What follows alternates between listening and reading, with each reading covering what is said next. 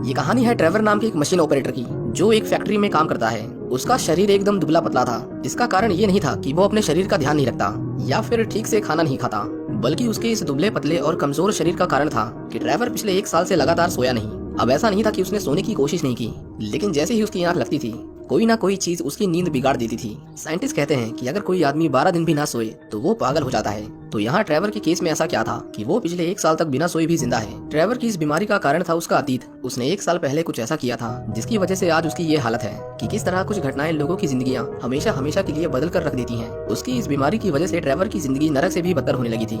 क्या ट्रेवर इसका कोई इलाज ढूंढ पाएगा या वो ऐसे ही मर जाएगा? जानने के लिए देखते रहिए आज की हमारी ये मूवी, जिसका नाम है द मशीनिस्ट। इस मूवी की स्टार्टिंग में हम ट्रेवर को देखते हैं, जो रोजमर्रा की तरह एक फैक्ट्री में काम कर रहा था। उसके साथ काम करने वाले वर्कर्स उसे हर रोज देखते थे और उन्हें लगता था कि ट्रेवर दिन ब दिन कमजोर होता जा रहा है। लेकिन ट्रेवर ने उन लोगों को कभी नहीं बताया कि वो पिछले 1 साल से सोया नहीं, क्योंकि अगर उसकी फैक्ट्री में किसी को भी इसके बारे में पता चलता तो वो लोग उसे काम से निकाल देते। ट्रेवर की एक गर्लफ्रेंड थी, उसका नाम स्टीवी है। स्टीवी एक प्रोस्टिट्यूट है, पर वो ट्रेवर को पसंद करती है। ट्रेवर को अपनी इस नींद न आने की बीमारी की वजह से कुछ भी याद नहीं रहता था, इसलिए वो अपने फ्रिज पर एक नोट लिखकर चिपका देता था ताकि उसे पिछले दिन की बातें याद रहें। क्योंकि वो कभी सोता नहीं था, इसलिए वो रात को कब्रिस्तान में काम करता था और लगभग रात को 1:30 बजे वो पास के एक एयरपोर्ट पर कॉफी और ब्रेड खाने आता था। इसलिए नहीं कि उसे भूख लगती थी, बल्कि इसलिए क्योंकि वहाँ मारिया नाम की एक वेट्रेस थी, जिससे बात करके ट्रेवर को अच्छा लगता था। मारिया अक्सर उसे सलाह देती थी कि वो खुद का ध्यान रखे, क्योंकि उसका शरीर दिन ब दिन खत्म हो रहा था। एक दिन ट्रेवर का सुपरवाइजर उसे अपने कैबिन में बुलाता है। उसे उसके बिहेवियर को लेकर उससे बात करनी थी। वो उससे उसकी तबीयत के बारे में पूछता है, पर वो उसे भी अपनी बीमारी के बारे में कुछ नहीं बताता।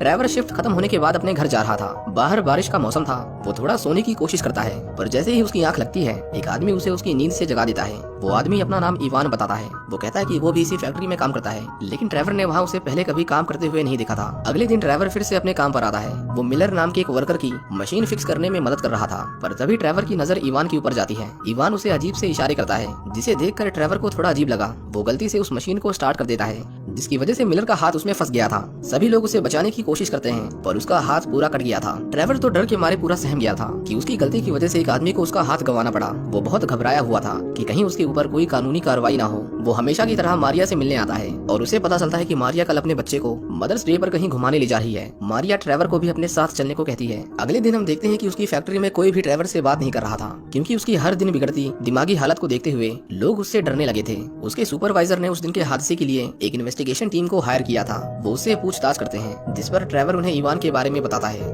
जिसने उसका ध्यान भटकाया था। पर वो उसे बताते हैं कि वहाँ इवान नाम का कोई आदमी काम नहीं करता। और ये सब सुनने के बाद ट्रेवर सोच में पड़ जाता है कि आखिर उसके साथ क्या हो रहा है। एक दिन जब वो अपने घर जा रहा था तो रास्ते में उसे फिर से इवान दिखाई देता है। उसके पास रेड कलर की कार थी। ट्रेवर उसका पीछा करता है। वो उसे रुकने के लिए भी कहता है, पर इवान उसे बोलता है कि अगर उसे बात करनी है तो वो उसके पीछे आए। ट्रेवर उसके साथ क्लब में जाता है। वो इवान के ऊपर बहुत गुस्सा था, क्योंकि उसी की वजह से ट्रेवर का ध्यान काम से भटका था। पर इवान उसे कहता है कि इसका दोष मुझे मत दो, उस मशीन को तुमने स्टार्ट किया था, इसीलिए ये तुम्हारी प्रॉब्लम है, ना कि मेरी। ट्रेवर उससे पूछता है कि तुम्हें कंपनी में कोई जानता क्यों नहीं, पर इवान उसकी बातों का जवाब नहीं देता। वो बाथरूम यूज करने जाता है, पर ट्रेवर देखता है कि वो अपना वॉलेट भूल गया था। ट्रेवर को उसके अंदर एक फोटो मिलती है, जिसमें उसकी एक सहकर्मी के साथ इवान फिशिंग कर रहा था। ट्रेवर अब खुश था कि उसे फाइनली सबूत मिल गया है, ये साबित करने का कि इवान नाम का कोई आदमी उसकी कंपनी में काम करता है। वो देर रात को अपने कलीग को फोन करता है और उसे उसके सुपरवाइजर को उसके और इवान के बारे में सब कुछ बताने की धमकी देता है, पर उसका कलीग उसे बेवकूफ समझकर उसका फोन काट देता है। ट्रेवर अपने फ्रिज पर एक नोट देखता है। वो उसे देखकर घबरा गया था, क्योंकि ये उसने नहीं लिखा था और हर दिन कोई ये नोट लिखकर उसकी फ्रिज पर चिपका देता था। ट्रेवर घबराकर स्टीवी के पास आता है, क्योंकि उससे बात करके उसे सुकून मिलता था। अगले दिन वो मारिया और उसके बेटे के साथ अम्यूजमेंट पार्क में घूमने जाता है,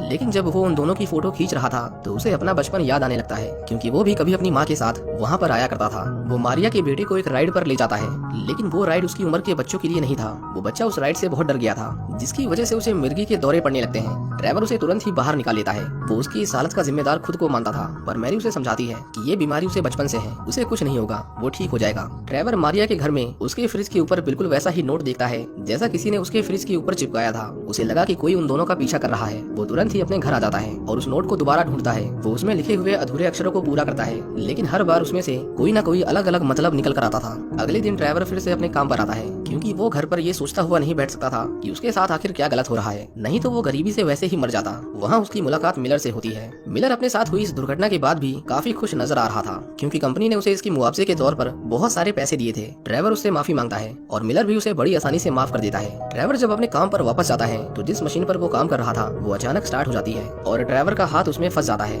वो मदद के लिए आवाज लगाता है पर कोई उसकी आवाज नहीं सुनता। वो किसी तरह एक टूल की मदद से मशीन को जाम कर देता है और इस तरह उसका हाथ कटते कटते बचता है। ड्राइवर को लगा कि ये सब उसके खिलाफ एक साजिश थी, इसलिए वो सभी से हाथापाई करने लगता है। वो सभी उसे पागल समझते हैं और उसके इस बर्ताव के लिए उसका सुपरवाइजर उसे कंपनी से हमेशा हमेशा के लिए निकाल देता है। ड्राइवर परेशान होकर स्टीवी के पास जाता है पर वो देखता है कि उसे भी किसी ने बहुत मारा था और उसकी हालत देखकर ड्राइवर उसे अपने बारे में कुछ नहीं पता था। अब ड्राइवर की जॉब जा चुकी थी, इसलिए उसके पास कुछ अनसुलझे सवालों के जवाब खोजने का पूरा टाइम था। एक रात वो जाग कर नजर रख रहा था ये जानने के लिए कि उसके फ्रिज पर कौन वो नोट चिपका कर जाता है, पर बहुत देर तक इंतजार करने के बाद भी वहाँ कोई नहीं आता। कुछ देर बाद उसकी मकान मालकिन उसे बताने आती है कि उसके कमरे से बहुत ज्यादा स्मेल आ रही है। जब ड्राइवर अपने फ्रिज को देखता है तो उसमें से बहुत सारा खून निकल रहा था, पर वो उसे खोलता नहीं। ड्राइवर को एक नया नोट मिलता है जिसमें फिर से कुछ नए अक्षर लिखे हुए थे। जब वो उन शब्दों को जोड़ता है तो उसे फिर एक नया नाम मिलता है और इस बार उसे उसमें मिलर दिखाई देता है। अगले दिन ड्राइवर मिलर के पास जाता है और उसके ऊपर चिल्लाने लगता है क्योंकि उसे लगता था कि मिलर उसे उस दिन के हादसे का बदला ले रहा था। ये सुनकर मिलर को उसके ऊपर गुस्सा आता है,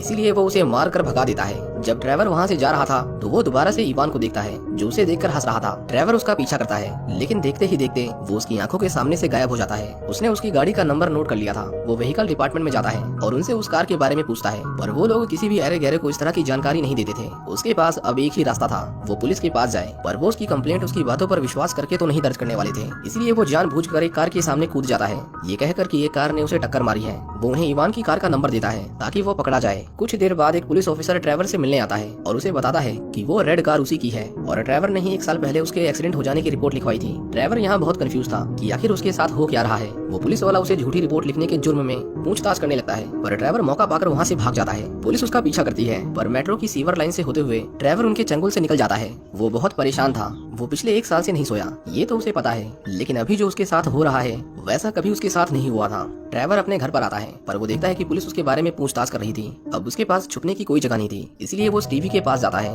वो उसके घावों को साफ करके उस पर दवाई लगाती है। स्टीवी अब अपना काम छोड़कर ड्राइवर के साथ अपनी बाकी की जिंदगी बिताना चाहती थी। वो उसे बता रही थी कि वो आगे क्या करने वाली है, पर तभी ड्राइवर वहाँ पर वही फोटो देखता है जो उसे इवान के वॉलेट से मिली थी। ड्राइवर को लगा कि वो भी इवान के साथ मिली हुई है। वो उसे इवान के बारे में पूछता है पर स्टीवी को ऐसे किसी आदमी के बारे में कुछ नहीं पता था। वो ड्राइवर से कहती है कि जरा ठीक से देखो, इस फोटो में दूसरे आदमी तुम ही हो, पर वो उस पर चिल्लाने लगता है, जिसके बाद स्टीवी उस पर गुस्सा करके ड्राइवर को घर से निकाल देती है। वो इस झगड़े के बाद और परेशान हो जाता है क्योंकि स्टीवी के अलावा उसका कोई नहीं था और उसे लगता है कि वो भी इन सब में मिली हुई है। ड्राइवर मारिया से मिलने एयरपोर्ट पर जाता है। वो रोज की तरह कुछ ऑर्डर करता है पर इस बार उसे वहाँ मारिया दिखाई नहीं देती। वहाँ एक दूसरी वेट्रेस आती है पर उसे मारिया से ही बात करनी थी। वो वेट्रेस उसे बताती है कि हर रात वो ही उसे ऑर्डर सर्व करती है और यहाँ मारिया नाम की कोई स्टाफ नहीं है। ड्राइवर उसके ऊपर भी गुस्सा होकर चिल्लाने लगता है और उसके आसपास के सभी लोग उसे पागल की नजर से देख रहे थे। जब वो वहाँ से जाने लगता है तो वो एक बार फिर से इवान को देखता है। उसे इस बार इवान को किसी भी हालत में पकड़ना था। वो उसका पीछा करता है पर वो देखता है कि वो उसी के घर के अंदर जा रहा था। इस बार उसके साथ एक बच्चा था। ड्राइवर देखता है कि वो बच्चा मारिया का है। उसे लगा कि वो उसे मार देगा, इसलिए वो तुरंत उसे बचाने जाता है। वो देखता है कि इवान उसी का इंतजार कर रहा था। ड्राइवर उससे उस लड़की के बारे में पूछता है, जिस पर इवान उसे कहता है कि अब नाटक बंद भी करो, तुम्हें पता है कि वो मर चुका है। वो उसे कहता है कि उसे उसका खुद के लिए फ्रिज पर नोट छोड़ने का तरीका पसंद आया। ड्राइवर उसके साथ हाथापाई करता है और उसी के चाकू से इवान का गला काटकर उसे मार देता है। लेकिन वो देखता है कि वहाँ पर कोई लड़का नहीं था। वो दोबारा से अपने फ्रिज के पास आता है। जब वो उसे खोलता है तो उसे उसके अंदर बहुत सारी मछलियाँ मिलती हैं। उस फ्रिज को ड्राइवर ने पिछले 1 साल से नहीं खोला था, जिसकी वजह से उसमें से बहुत गंदी बदबू आ रही थी। ड्राइवर इवान की लाश को एक कारपेट में लपेटकर एक नदी के किनारे आता है ताकि वो उसकी लाश को ठिकाने लगा सके। लेकिन जैसे ही वो उसकी लाश को नीचे फेंकता है वो देखता है कि कारपेट के खुलते ही इवान वहाँ से गायब हो चुका था। ड्राइवर हैरान था कि आखिर वो गया कहाँ। लेकिन तभी एक आदमी उसके चेहरे पर टॉर्च मारता है और हम देखते हैं कि वो आदमी इवान ही था, जो पता नहीं कैसे दोबारा से जिंदा हो गया है। इवान उसे कहता है कि अब समय आ चुका है उसके सवालों के जवाब देने का। ड्राइवर को अब धीरे धीरे याद आने लगता है कि ये सब उसके साथ क्यों हो रहा था। इन सब की शुरुआत हुई थी 1 साल पहले, जब ड्राइवर एक आम इंसान था। वो भी बाकी लोगों की तरह खुश रहता था। लेकिन एक दिन जब वो अपने काम से लौट रहा था तो उसने एक बच्चे को अपनी कार के नीचे कुचल दिया। वो बच्चा कोई और नहीं बल्कि मारिया का ही बेटा था। ड्राइवर को उस समय समझ नहीं आया कि वो क्या करे, इसीलिए वो उस बच्चे को वहीं मरता हुआ छोड़कर भाग गया। लेकिन उसे क्या पता था कि उसके बाद उसकी जिंदगी नरक से भी बदतर हो जाएगी, क्योंकि ड्राइवर बेशक कभी पकड़ा नहीं गया, लेकिन उसे फिर भी इस बात का दुख हमेशा रहता था कि उसने एक मासूम बच्चे की जान ली है। उसका ये दुख धीरे धीरे पछतावे में बदलता गया। उसे रात रात भर नींद नहीं आती थी, जिसकी वजह से वो धीरे धीरे चीजों को भूलने लगा। लेकिन उसका दिमाग इतना उलझा हुआ था कि वो ड्राइवर को हमेशा ये याद दिलाता था कि उसने किसी बेकसूर की जान ली है। उसके दिमाग ने इवान नाम के एक मनगढ़ंत आदमी को बनाया, जो उसे हर बार याद दिलाता था कि उसने उस बच्चे के साथ क्या किया था। और उस फोटो में उसके कलीग के साथ इवान नहीं बल्कि ड्राइवर खुद था। पर अपनी बीमारी के चलते ड्राइवर को हमेशा उसमें इवान ही दिखाई देता था। ड्राइवर उस एयरपोर्ट के रेस्टोरेंट में जाकर बैठा रहता था और धीरे धीरे उसे उस बच्चे की माँ भी दिखाई देने लगी, जिसे उसने उस एक्सीडेंट के समय देखा था। ट्रेवर उस हादसे को भूलने की कोशिश कर रहा था, लेकिन उसका दिमाग छोटी छोटी चीजों को जोड़कर उसे ये महसूस कराता था कि उसने गलत किया है। ट्रेवर सब कुछ दोबारा याद करके रोने लगता है। वो उस फ्रिज के नोट को पूरा करता है और उसका मतलब निकल कर आता है किलर, यानी हत्यारा। ट्रेवर समझ गया था कि वो अब और नहीं भाग सकता, इसलिए वो अगले दिन पुलिस के पास जाता है और अपने गुनाह को कबूल कर लेता है। और आज उसके साथ वो हुआ जो पिछले 1 सालों में नहीं हो पाया था। आज वो चैन की नींद सो पाया। ट्रेवर की ये कहानी हमें बताती है कि पछतावा इंसान को कहीं नहीं लेकर जाता, चाहे वो पछतावा बड़ा हो जैसा ट्रेवर के केस में था, या फिर छोटे से छोटा जो हम हमेशा अपनी जिंदगी में करते हैं। आखिर में पछतावा करने से कुछ नहीं होता।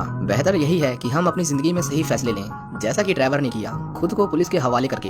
इसी के साथ ये मूवी यहीं खत्म हो जाती है। उम्मीद करता हूँ कि आपको ये कहानी